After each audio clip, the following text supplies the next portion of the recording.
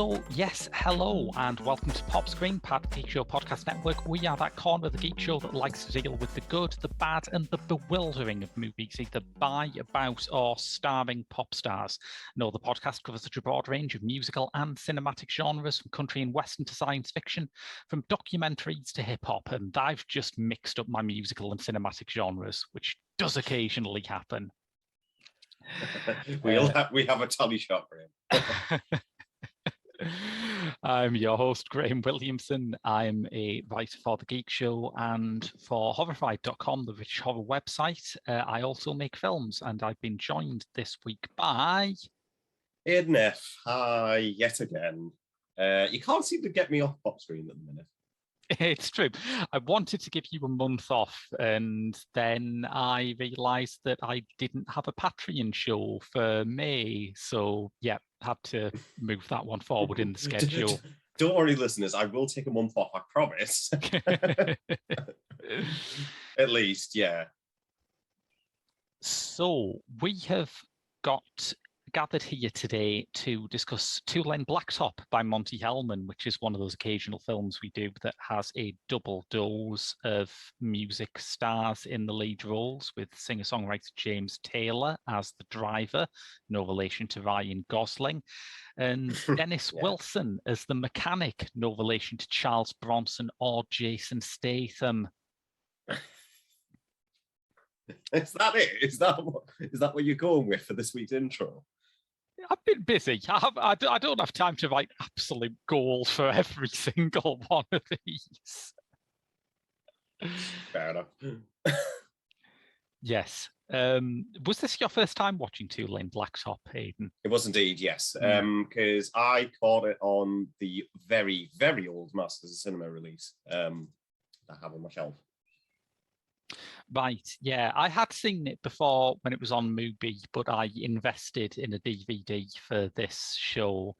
I think I like it slightly, I don't want to say slightly more on the second time, but the first time I saw it, I thought, oh yeah, I like that. That's one of those sort of cool, minimalist, pessimistic things that 70s American cinema did very well. But I feel like I had more of a sense of the emotional pull of it on the second run. It's like that Onion headline, I appreciate the Muppets on a deeper level than you. It's my Kermit the Frog. You can't have it. Yes. No, I mean, because I had a very different reaction to Two-Lane Blacktop, to put it safely. And it's normally, I mean, I don't want to undersell myself because I found it quite a cold film. Which I'm sure we'll get onto in a minute. But I think we should go into the setup of this because it's obviously one of those quintessential like new Hollywood films that gets revered an awful lot in circles from it's also a road movie, so I guess it makes sense just to cover an aspect of where it fits in that mode of American cinema, really. Yeah, the driver and the mechanic are involved in car races, and that's basically how they fund their life. They just sort of drive around aimlessly, looking for different races to participate in, and that's what they do. It's a very minimal, purposeless life. There seems to be nothing they would do if they made enough money on car racing.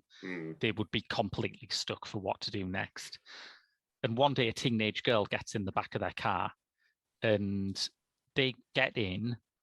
Everyone is kind of... How would you describe the reaction when they first see each other? In fact, is there a reaction? Does anyone react? That's the problem. Yes. Because this is the thing with Two-Lane Blacktop, because it is such a film that is, I don't want to say it's like, doesn't have any emotion in it, because there is just such a blank canvas to be painted all across the way, like how you would discover America anyway. So it kind of fits in that era, I guess, that zeitgeist. And you can probably understand why I couldn't get much of a connection with it, because when I sat down to watch this, I just looked at my TV, was just like, am I supposed to get something from this? This is quite boring, to be honest.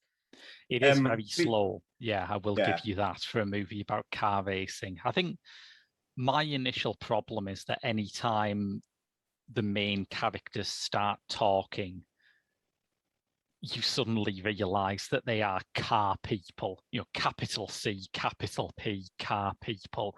So there are like large stretches of dialogue in this movie where I just do not have a fucking clue what anyone's talking about, and I don't care either. Yeah, I think that's the thing, because it opens up on like this sort of race. It's a opening, the opening race at least. It's stress free. Wouldn't you agree? Because it's very relaxed, even by racing standards. Because you at least think like, say Ayrton Senna, like in the corner, who is chugging along, like going 1,000,000 miles per hour around corners and tight bends. Here, it's not like that. It's very slowly built up through editing and shot composition. And of course, apart from that, there's no dialogue. I don't think we even get the first line of dialogue until like 25 minutes into the film or something like that. I think it's maybe slightly less than that, but it's true that opening race sequence is basically dialogue free.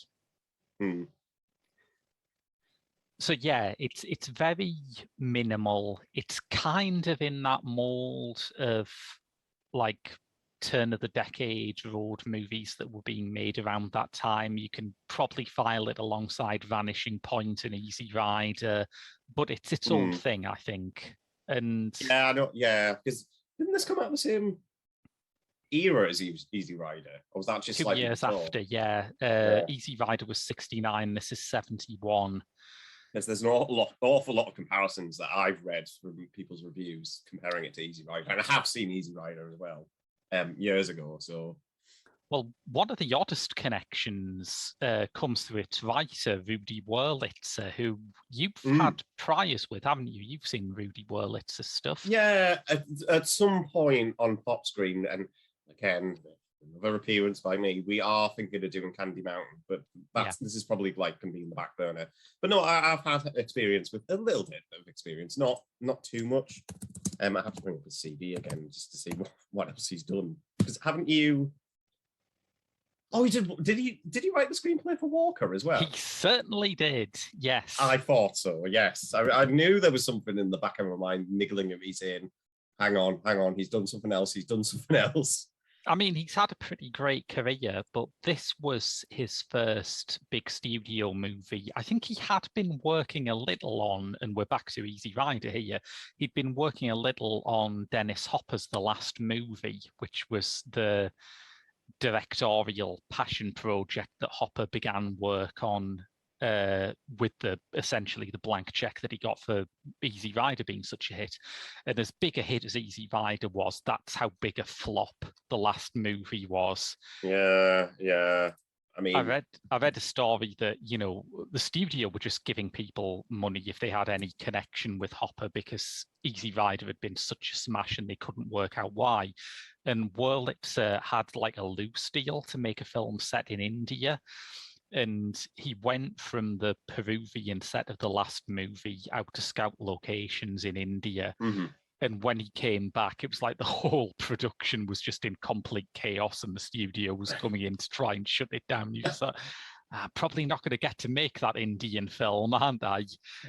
So he shunted onto this instead. Yeah. And he's a fascinating fellow, Wurlitzer, isn't he? Because he's just... because he seems to be cut from like a similar sort of cloth as I don't know really, like the screenwriters of those time. Like he was the guy who did The Last Detail again. Who wrote The Last Detail? Robert Towne. Yeah, Robert Towne. Yeah, he reminds me an awful lot of him. Like cut from very similar cloths. Like awfully does like slices of American life kind of cinema. Wurlitzer to me is kind of like he had a similar route into Hollywood as someone like Terry Southern, where, like Terry Southern, he wrote what used to be called these quote unquote head novels, very druggy, very satirical, very psychedelic. And so when the studio realized that there was this mass audience for a film like Easy Rider that they didn't know how to access, they called these people. But I think the difference is that Southern is just merciless with everything. Southern takes the piss out of everything, but with Wurlitzer, there is this core, this kind of mystical quality and a deep sense of political injustice that he doesn't ironize. You can't entirely see it in Two Lane Blacktop, but it's definitely there in Walker.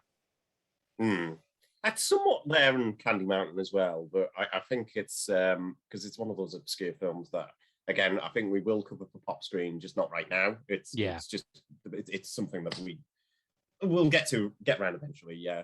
Once it's become an active in-joke on the show that we still haven't done Candy Mountain, we'll probably do it. I think it's jockeying with Sorry to Bother You as our most mentioned film in terms of, we've got to do that movie one day. Yeah, eventually. But for now, I keep suggesting to Graham like 5 million movies that we can do for Pop Screen and need to stop. But Wurlitzer was brought onto this as quite a late stage, and he was paired with the director Monty Hellman, who has a way with these big archetypal American genres like the road movie and the Western, despite having, I think, a name that suggests a British World War I general. Monty Hellman on the front lines giving Fritz a good licking.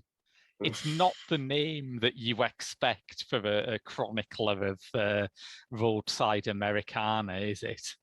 It's a very odd career he's had because, yes, you've mentioned Ride and the Whirlwind and The Shooting, which are like the two westerns that he'd done before Two Lane Blacktop. But I've also looked at the CV just here. 1989, Silent Night, Deadly Night, Part 3, Better Watch Out. Yeah, it's a wayward career, isn't it? Yeah. Hey? Well, the thing with Monty Hellman is that he was a graduate of the Roger Corman School, and a lot of his early credits are like monster movies and gothic horrors. And it's like, there's no shame in that. You could say the same thing for Francis Ford Coppola. But the difference is that Coppola completely escaped that world and started to make big studio-funded blockbusters. And Hellman never quite did. Yeah, Jonathan Demme came from that school as well, didn't he? Yeah, tons of people did. Scorsese worked for Corman as well. I think any American director of that generation who is worth anything will probably have some Corman connections. Yeah. But like I say, Hellman, despite making a lot of films that are very, very well thought of, never quite got to that level where he was thought of as someone who exclusively directs art pictures rather than someone who directs a few art pictures, and then when he needs the money, he'll do Silent Night, Deadly Night 3, Better Watch Out.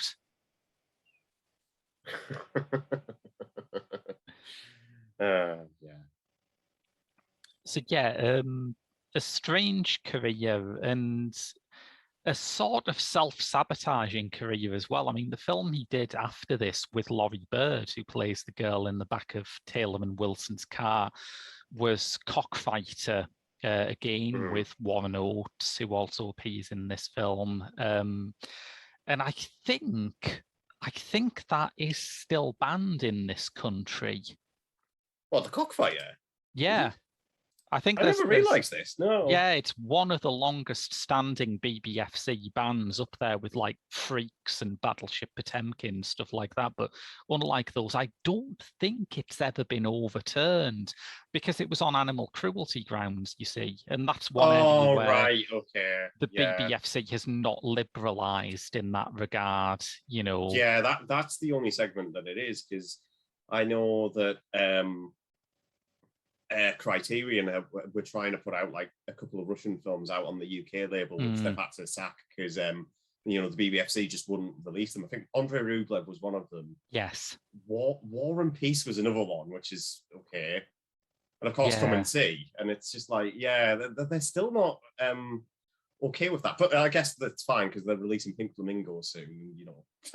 Yeah, I guess. So that's apparently fine, but never mind. Yeah, unfortunately, Andrei Rublev has a very, very infamous horse fall in it, which has always been a bit of a sticking point. But it's sort of, I mean, it's a bugger for someone like Hellman because he just released this, which is his essentially his graduating project after Cornell University. It didn't do very well on release, but it still has a cult following, and ideally the film after that should consolidate that success rather than being banned. Anywho, yes, back onto Two Lane Blacktop, because it's because I don't know what to make of it, to be honest with you. Yeah. And part of the reason why that is because of the existentialism. Yeah. That I guess it's Willett's doing, but you know, I kind of find it hard to believe to put all the blame in like one person's shoulders or anything like that. Oh man, blame for existentialism. Blame Sartre if you're going to blame anyone, I'd say. But no, I don't think it's him, and I think it might be just a group effort, personally speaking. But with, you know, James Taylor and Dennis Wilson, who are primarily not actors, and I know their performances are minimal on purpose. Yeah. But at the same time, that's all I see it as. I just can't get any enjoyment out of like people just looking into the distance and going, I guess we've got to go drive south, Larry. You know, that kind of mumbly thing. And it's just like, no, sorry, this doesn't do anything for me. It's funny. I'm not going to explain why this is, because I think as soon as you say it, you'll understand what's reminded me of it. But when you were saying that, I was just reminded that you really don't like Nicholas Winding Refn. That's the reason why. No, if people know me, I really don't like Nicholas Winding Refn, so hey. I do kind of like that stuff if it's done right. I think it can very easily slip into being a pose or a shortcut to looking deep and significant. You know, when it's done badly, it's kind of like the, you know, nails on a chalkboard. Yeah. Well, it's like when, you know, you're at a student party and there's always some guy in the corner dressed in black reading a French novel that he doesn't actually understand because he's trying to like impress people by looking smarter than he is. And I should know because I was that guy normally, but it is really annoying behavior. I can accept that now. Yeah. And that's not mean to say to demean Two Lane Blacktop, because I do think there's qualities with it. I mean, it's 70s American cinema. I mean, it's like the golden age. Yeah. If you ask me, of like the new Hollywood era, because, you know, you had the likes of Hellman, you know, doing something a bit different. You had obviously taken from a lot from like European directors who I'm sure we'll get into. Like, yeah, it's very Antonioni, isn't it? I was reminded, you see, I couldn't point my finger on it for a while, just with all the glacial long takes of like, you know, the side for the longest time. And I just kept thinking, you know, this reminds me of a European director. You know, who could it be? I mean, it could be Brazon, I guess, but I don't like Brazon for like exactly the same reasons as I don't like Refn. And then it finally clicked. It reminded me of Chantal Akerman in a way. Oh, that's good. Yeah. And Ackerman's probably one of the only directors who does that glacial long take thing and does it well for me. I really like Chantal Akerman. Yeah, I was going to ask what your feelings were on Ackerman, and I'm really glad you said that, because I remember watching Gene Dielman, and that is normally the kind of punitive slow cinema that really rubs me up the wrong way. But I remember like looking at my watch at one point thinking, shit, I've watched 2.5 hours of this already. Yeah, I think that it's probably because I guess they're also in like the documentary mode as well. And I think that's kind of the reason that I get from Ackerman, because she just had like, yes, with all like the artistic framing, like the Ozu style framing that you see in Jan Dielman. And Jan Dielman is a film that I feel a bit cold about as well, only because of the length, really, and that's kind of it. But it's a film I respect a lot. It's not my favorite of hers, but I can totally get the appeal.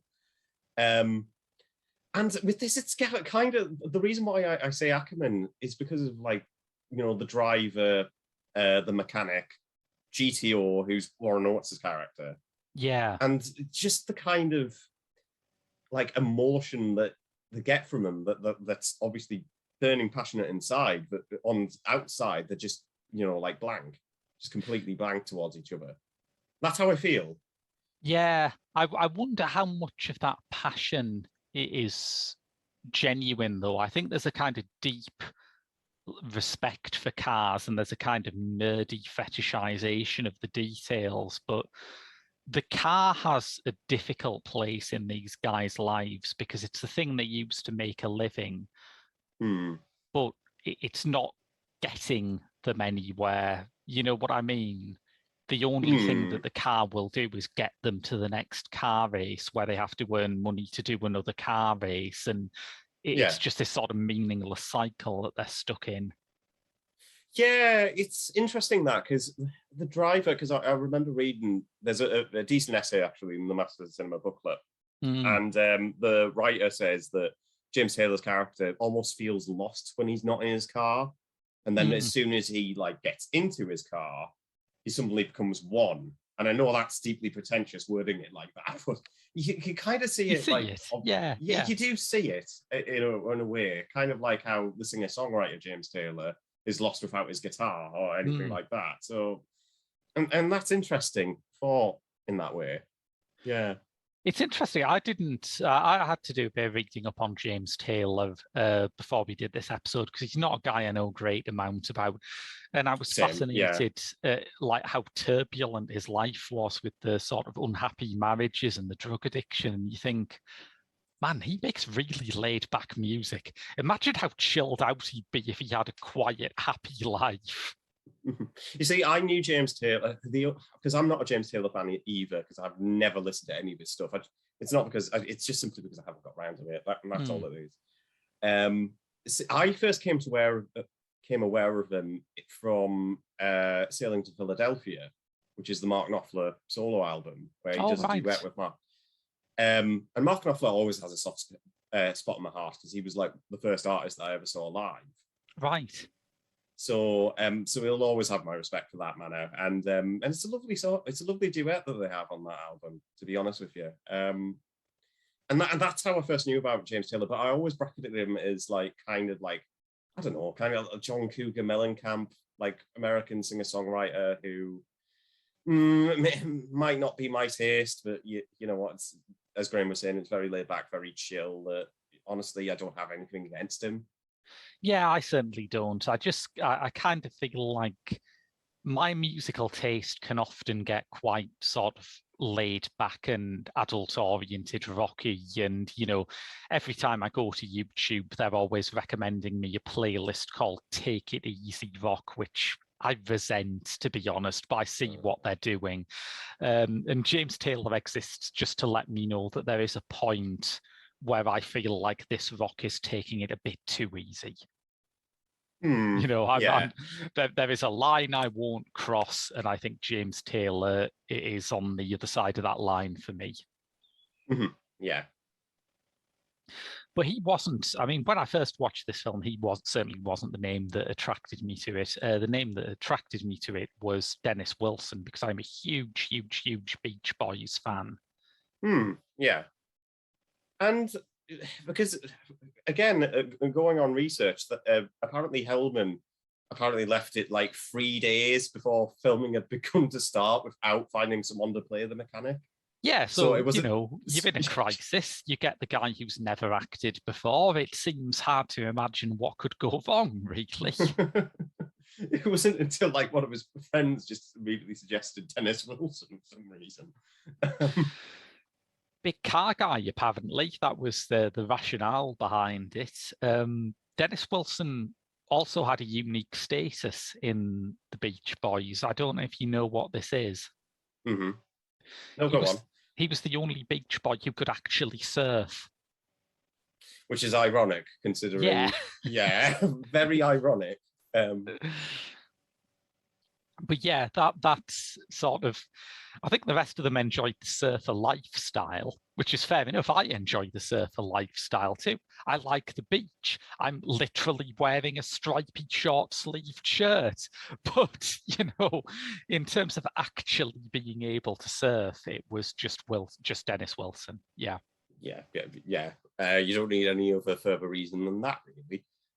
he definitely brought something to the band, like the ability to actually surf. But he was also the drummer, wasn't he? Yeah. He was the drummer, and he also was one of the principal songwriters. I mean, most of the Beach Boys stepped up to the songwriting plate after Brian Wilson had his breakdown, because obviously they couldn't rely on his songwriting anymore, but Dennis always contributed stuff to the albums. He also managed to get one song on, I think it was, 2020, one song co-written by one of his celebrity mates. I don't know if you know who that was. Oh, I'm dreading to guess now. The answer I'm is gonna say, yeah. not good. It's not a good answer. Is it Donald Trump? It's not Donald Trump. It's not Okay. that bad an answer. No, let's walk it back a bit. It's good old Charles Manson. Ah, right. Okay. Yeah, that's even worse, isn't it? Yeah, I mean, in his defense, Wilson rewrote the song so heavily that Manson declared himself an enemy of Wilson's, which is, I mean, it's the right thing to do, but it's a bad enemy to make in a lot of ways. It's kind of weird how Charles Manson pops up in like the weirdest of celebrity, Completely. Yeah, he seemed yeah, to be because at the for nexus some of reason, things. like, yeah, it was the nexus of like that scene, and you're surrounded by the likes of, from one end Neil Young to the other end Harrison Ford, and then of course it's really weird, and I guess Yeah. that's the kind of the reason that Once Upon a Time in Hollywood was based on, really. Yeah, definitely. And that, there's that whole scene in Once Upon a Time in Hollywood where Damian Lewis is playing Steve McQueen, and he just goes through the party he's at saying, "Oh, that's Roman Polanski, that's J.C. Sebring, that's," and revealing how many people just knew each other here. But yeah, Manson had written a song called Cease to Exist, and Dennis Wilson rewrote it as Never Learn Not to Love, which Manson found unacceptable.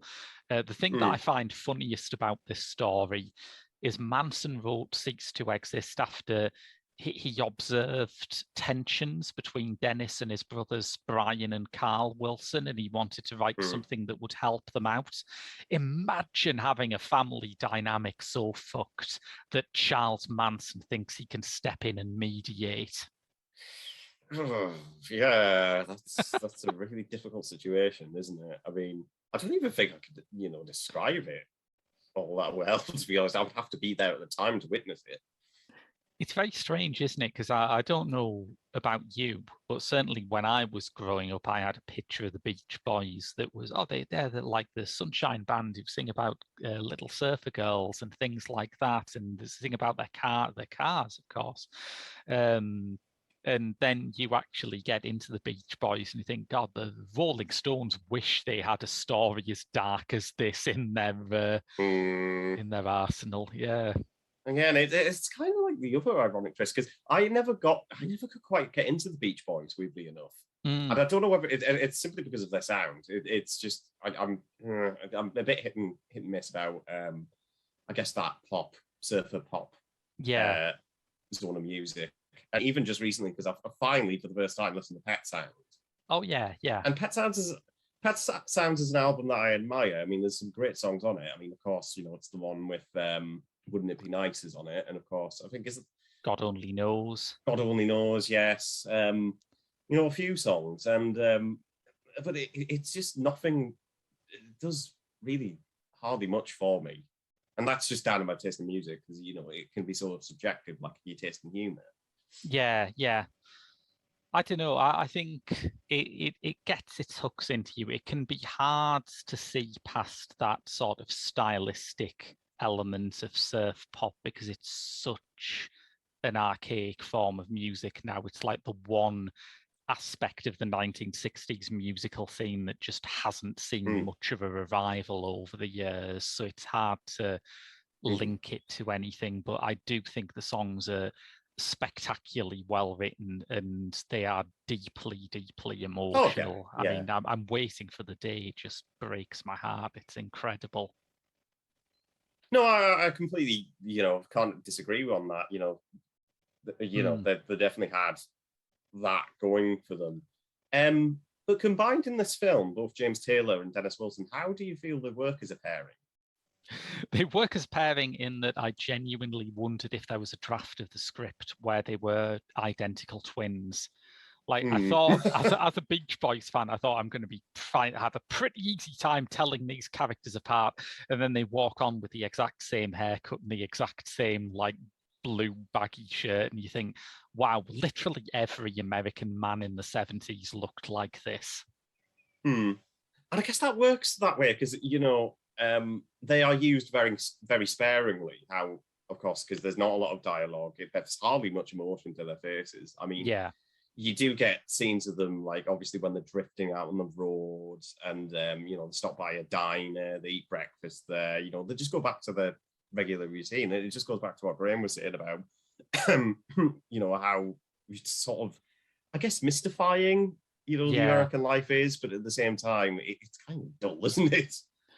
Well, kind of, yeah, but I think it's a purposeful kind of dullness. Like I've seen from the same period. I've seen some of Jean-Luc Godard's Dziga Vertov group Eva films, and if you want a picture of the dullness of everyday life that succeeds in being very, very fucking dull, that's a one-stop shop. But I think there is an aspect to this, and maybe if you don't click with it, you will just find it boring. But there is an aspect to this where I think it's very cool dullness. And I think, I can appreciate that the film is kind of a critique, but there is also part of me that would just like to be driving those big, wide open American roads and wearing 70s fashions. And I think I would be happier being bored there than I would at any other time or place. Very vintage brand logos as well, because I've noticed there's a lot of Dr. Pepper references dropped in this. Like Dr. Pepper signs everywhere. I think the only other film I've seen with Dr. Pepper product placement is there's that infamous moment in Sam Raimi's first Spider-Man film where Peter Parker practices web shooting with a big old can of Dr. Pepper right in the front of the camera. So yeah, that's the weirdest film double bill I can imagine having. Yeah, that is very weird. But no, back onto this, because, and that's not to say that there isn't drama in it, because there certainly is. I mean, they come across like all sorts of, like, they get pulled over by a police officer at one point. Yeah. Between, like, I think it's like some sort of like practice race between him and GEO. The Warren Oates character, and they both get pulled over. Taylor does a bit of a fib and say, he was going 90 over the limit. Yeah. Oates' character, and then he just gets into his car and just fucks off. And so it's just like, so it's not without those trimmings, I guess. I will say, I mean, as much as I've said that the dynamic of Taylor and Wilson works for me and their minimalist acting styles works for me, I would be bored shitless if those two other characters didn't come into it. I could not watch those guys for a whole movie. Yeah. Yeah, because we've mentioned Laurie Bird as the girl and Warren Oates as GTO. I'll tell you what, as great a writer as Rudy Wurlitzer is, he's shit at coming up with character names, isn't he? GTO. Wait, so he's named after the car? Wait, what? Yeah, I guess. Some people in this movie really identify with their cars, or possibly he's named after the girl band that Frank Zappa managed. We'll never know. But not literally. Yeah, Warren Oates is great, isn't he? Well, Warren Oates is just one of those actors who, elevates everything. Yeah. But no, I would agree. If there's one part of the film that I did get like some enjoyment out of, it's definitely him. Yeah. Because I don't know, what's your association with Warren Oates? He's someone who's done so much stuff that I feel like everyone always has a slightly different thing that they always think of when they see Warren Oates. You see, now this is going to be the embarrassing moment where I'm going to have to look at my letterboxd and discuss what he starred in that I've seen. Hang on. Oh, apparently I've seen 3 of his films. For me, he'll always be Sissy Spacek's awful dad in Badlands. It's a small role, but he kills it. And then Martin Sheen kills him. Spoiler. The Wild Bunch. I've seen him in. Yes. That was years ago. I can't remember him being. Yeah, like I say, I'd seen that years ago. I haven't seen it since, so I have a very vague recollection of it. Of course, The Border, the Tony Richardson film as well. Oh yeah, I've seen him in, and I remember him being quite good in that, as well as Sleeping Dogs. Sleeping Dogs, is that the New Zealand film with Sam Neill? Yes, with Sam Neill. Yeah, he's in that. Oh hell yeah, he is, isn't he? Yeah, I must have blotted that out of my memory because I spent the whole of Sleeping Dogs thinking, doesn't Sam Neill look young? It just sort of it's cancelled out every other part of the movie in my memory. But yeah, you're right, he is in that. And those are the 3 films that apparently I've seen with horror notes in it. So that's my intake complete. I think he gives this movie a real jolt when it starts up because it's been, like I say, it's been a distinctive version of that kind of late 60s, early 70s road movie, but it has been in the vein that they were in. And then he turns up and he's like a refugee from a Coen Brothers movie. Yeah, I guess. He's so garrulous and there's a kind of a desperation to him that I think the driver and the mechanic also have a certain desperation to them, but they're too cool to admit that. Doesn't he want to get with the girl as well? Everyone wants to get with the girl in this movie. That's the problem. Yeah. It's just that. Yeah, it was just ostentatiously horny, this film, in a weird way. It is, yeah. It was the time before, I think it was the Ford administration that first established the horny police. So this is slightly before that. And because that's the thing, because, the driver, and this is one of the few scenes that, that I kind of got a little bit of something out of, is when James Taylor is, teaching the girl how to drive. Yeah. And I think that's one of the minimalist scenes that works well for me because, he's going over it so kind of casually about how you need to put your foot on the clutch and then, lift it up. And then obviously she stalls it. And then towards the very end of the scene, he goes in for the kiss as well. So it's just like, there's something about it that I quite like, actually. And I can't quite put my finger on it. I think there is a tenderness to that scene, and tenderness is something which is not in great supply in the rest of the movie. Like, it's not a brutal movie, it's not a violent movie, but everyone is very good at concealing their feelings for the most part. In fact, the most, violent thing that happens in this film is like a road accident. And, this is something that this road accident happens off scene, so you don't see the actual crash, but you do see like the aftermath of it. And it is described in, I can't remember, it's like somewhat graphic detail, but like a passerby saying like he was driving on the wrong side of the road, there was nothing I can do. And that's like the most violent thing you get from it. Apart from that, it's incredibly relaxed. The first thing you see of that road accident, you've just reminded me, is there's like a cloud of smoke or steam that emerges before you see the wrecked cars.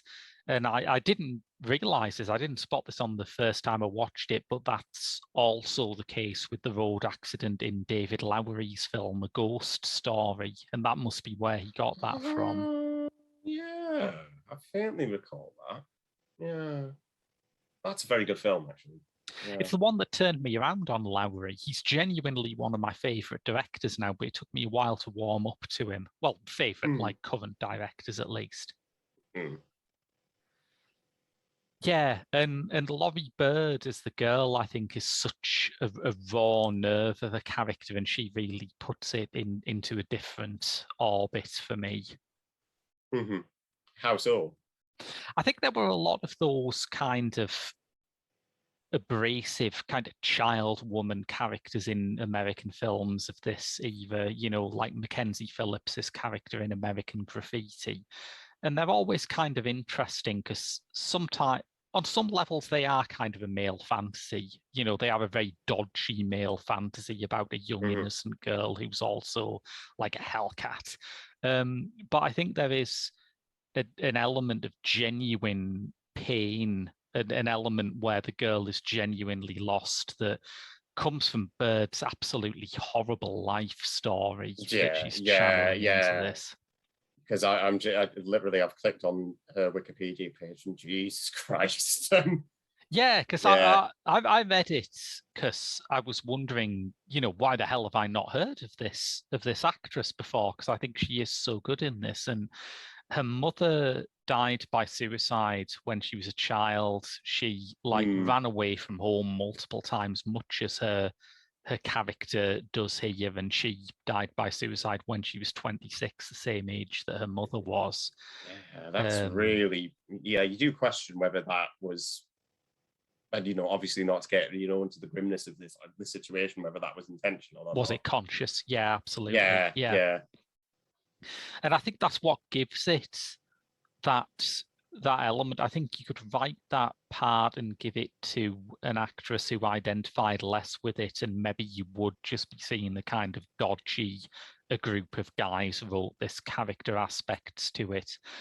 But I never doubted that the girl was real, which is amazing because she's just called the girl. She is introduced just getting into a stranger's car and letting them drive her off, which is something that, I don't want to generalize about what women do and don't do, because there's a lot of women in the world, but they don't do that. Yes, exactly. But there's something in her performance that makes me believe in that as part of a psychological truth. It's like when they're driving away too, she just casually goes, "You guys aren't like Zodiac killers or anything." And you think a sensible person would have asked that before they drove off. Or got into the car. Yeah. But it feels consistent in her hands. She makes it feel genuine rather than just a contrivance. Yeah, and those are the big fall that comes come up on this film. I've just realized by clicking on this that Harry Dean Stanton is also in this movie. He is, yeah, credited as HD Stanton. I wonder when he stopped using that. It's interesting, that, isn't it? Yeah. Yeah, he plays the gay hitchhiker who comes onto GTO, which is great. I mean, yeah. I mean, Harry Dean Stanton, come on. What a man. Yeah. A legend. I think you probably didn't recognize him because it's like the only screen appearance I've seen of him where he isn't just comically old looking. I think he's not fresh faced, I guess, but he doesn't look like 1,000 years old like he normally does. That's probably the reason why. Yeah, I mean, that's true. That is very true. Because I was previously of the opinion that Harry Dean Stanton is one of those guys who didn't look young even when he was young. You look back at something like Alien or Repo Man, and he looks middle-aged even back then. But yeah, he is. He actually looks like a guy who's just starting out acting here, which is what he was. Yeah.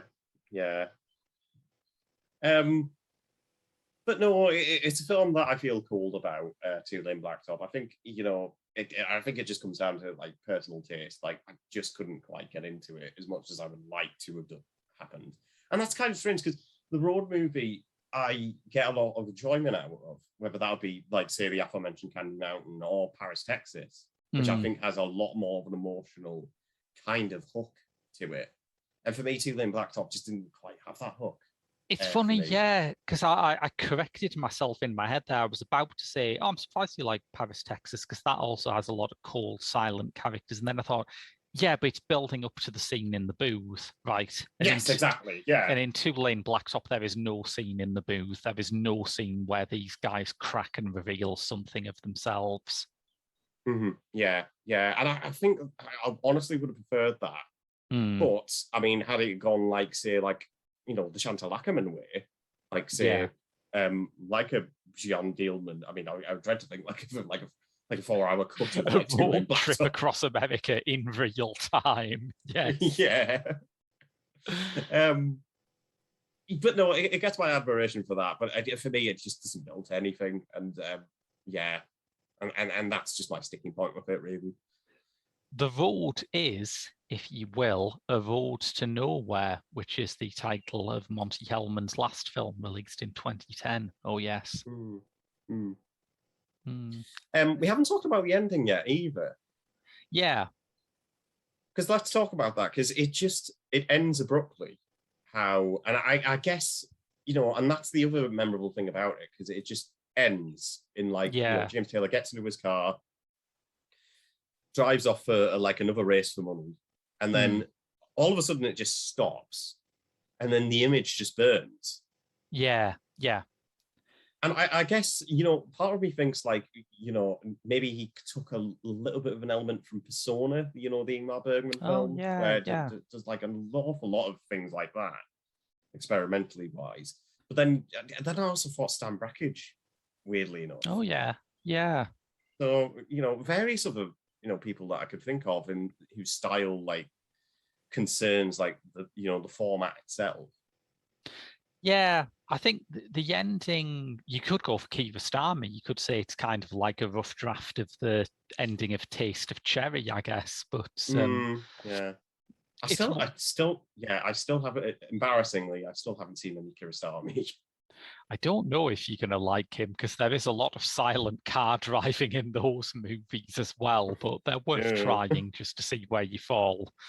But yeah, I think maybe that is one of the elements where I would say Hellman is struggling to match these kind of European directors that he's influenced by, because there are plenty of films by Antonioni or Truffaut which end with the characters feeling a kind of hollowness and blankness, but they're also iconically blank.